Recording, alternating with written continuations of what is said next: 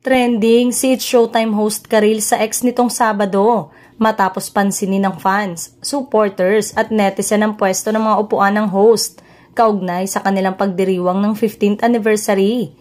Ilang netizen kasi ang pumalag na ang kasama ni na Vice at Anchor T sa gitna ay si Kim Chu. Nasa bandang unahan kasi si Karil katabi at kahilera sina Jackie Gonzaga at Sean Dominguez. Nasa kabilang side naman sina Ryan Bang, MC at Lassie. Katwiran ng mga netizen, mas matagal na raw si Karil sa show kumpara kay Kim. Hindi lamang daw nagsasalita o pumapalag si Karil dahil sa likas nitong kabaitan.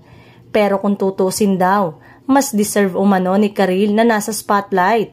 Pwedeng commercial saglit tapos pagpalitin nyo lang ng upuan si Karil at Kim, saad ng isang ex-user na pumuna sa billing.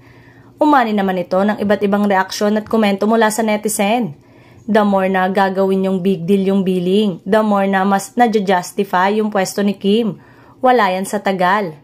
True, di ko naman hate si Kim pero wala akong paki kung mas maraming fans siya na mas deserve naman ni Karil. Dahil siya ang nauna at original host ng Showtime kaysa kay Kim.